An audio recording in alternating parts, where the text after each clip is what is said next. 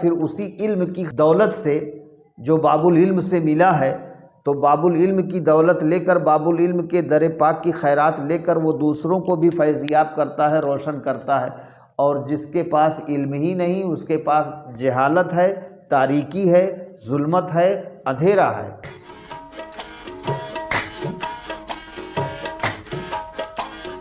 سید الشہداء تاجدار کربلا مولا امام حسین علیہ السلام ارشاد فرماتے ہیں، جو شخص اللہ تعالیٰ کی بندگی اختیار کرتا ہے، اللہ تعالیٰ ہر چیز کو اس کا غلام بنا دیتا ہے۔ سبحان اللہ، کتنی پیاری بات امام نے فرمائی کہ جو شخص اللہ تعالیٰ کی بندگی اختیار کرتا ہے، اللہ تعالیٰ ہر چیز کو اس کا غلام بنا دیتا ہے۔ یہی وجہ ہے کہ انبیاء اور اولیاء کے لیے اللہ نے اس مخلوقات کو، اس کائنات کو مسخر کر دیا، کیونکہ وہ حدیث پاک میں آپ نے سنا ہوگا، من کان للہ کان اللہ لہ، جو اللہ کا ہو گیا اللہ اس کا ہو گیا، اور جب خدا ہی اس کا ہو گیا تو خدا کی پوری خدائی اسی کی ہو گئی۔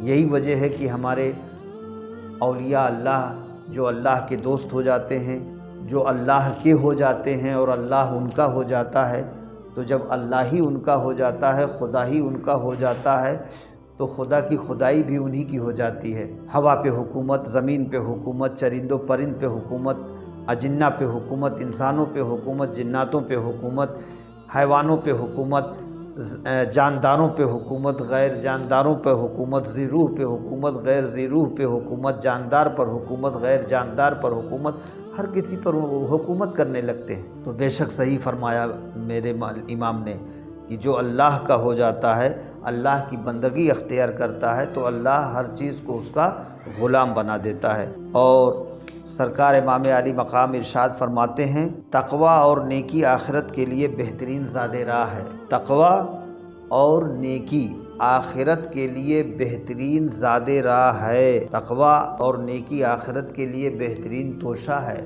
بہترین زاد راہ ہے۔ اور تقویٰ جو ہے یہ بڑی معظم، مکرم اور بڑی ہی بہتر چیز ہے۔ تقویٰ انسان کو معظم بنا دیتی ہے، تقویٰ انسان کو مکرم بنا دیتی ہے۔ تقویٰ جب آدمی اختیار کرتا ہے تو تقویٰ سے اس کا ظاہر اور باطن دونوں سدھرنے اور سنورنے لگتا ہے۔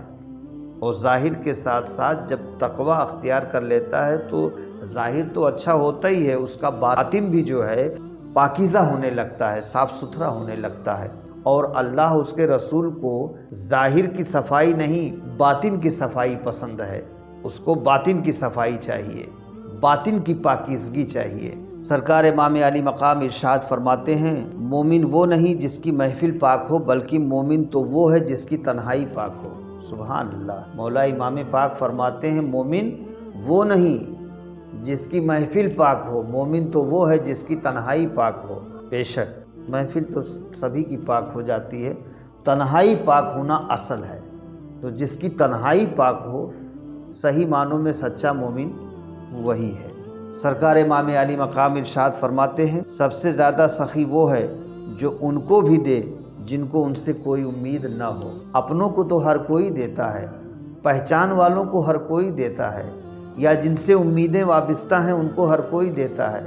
ان کو دو جن سے کوئی امید وابستہ نہ ہو۔ اور وہ بھی ایسا شخص جب پائے گا کہ جس کو امید نہیں تھی ملنے کی، اگر وہ پائے گا تو وہ کس قدر خوش ہوگا، کتنا خوش ہوگا۔ تو سخی وہ ہے جو ان کو بھی دے جن کو ان سے کوئی امید نہیں ہے۔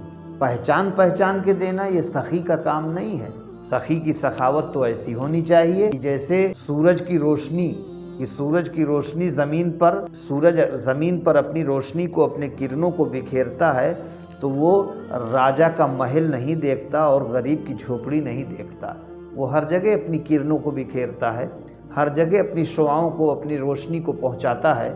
وہ غریب اور امیر نہیں دیکھتا، چھوٹا بڑا نہیں دیکھتا، ادنا اعلیٰ نہیں دیکھتا، بہتر اور کمتر نہیں دیکھتا، ادنا اور اعلیٰ نہیں دیکھتا، ٹھیک ہے؟ وہ ہر جگہ روشنی زمین پر بکھیرتا ہے۔ تو سورج کی شعاع جیسی، سورج کی کرن جیسی، سورج کی روشنی جیسے سخی کی سخاوت ہوتی ہے۔ سرکار امام علی مقام ارشاد فرماتے ہیں اعلیٰ درجے کا معاف کرنے والا وہ ہے جو انتقام پر قدرت رکھتے ہوئے بھی معاف کر دے۔ اعلیٰ درجے کا معاف کرنے والا وہ ہے جو انتقام پر قدرت رکھتے ہوئے بھی معاف کر دے، یقیناً وہی معاف کرنے والا ہے۔ اور سرکار امام علی مقام ارشاد فرماتے ہیں اپنا علم لوگوں کو سکھاؤ، اپنا علم لوگوں کو سکھاؤ اور دوسروں کا علم خود سیکھو، اس طرح تم اپنا علم مضبوط کر لو گے۔ جب تم اپنا علم دوسروں کو سکھاؤ گے اور دوسروں کا علم خود سیکھو گے تو اپنے علم کو پختہ کر لو گے، مضبوط کر لو گے۔ اور علم ہونا بہت ضروری ہے، کیونکہ خدا تک رسائی جو ہے وہ جہالت سے نہیں ہوتی ہے، علم سے ہوتی ہے۔ غزالی دورہ حضرت امام غزالی اپنی کتاب حجت العارفین میں ارشاد فرماتے ہیں کہ جہالت سے تو اور تاریکی آتی ہے۔ العلم نور، حدیث پاک میں فرمایا العلم نور، علم نور ہے، علم لائٹ ہے، علم روشنی ہے۔ تو علم سے آدمی روشن ہوتا ہے، منور ہوتا ہے، پہلے خود روشن و منور ہوتا ہے، پھر اسی علم کی دولت سے جو باب العلم سے ملا ہے، تو باب العلم کی دولت لے کر، باب العلم کے در پاک کی خیرات لے کر وہ دوسروں کو بھی فیضیاب کرتا ہے، روشن کرتا ہے۔ اور جس کے پاس علم ہی نہیں، اس کے پاس جہالت ہے، تاریکی ہے، ظلمت ہے، اندھیرا ہے۔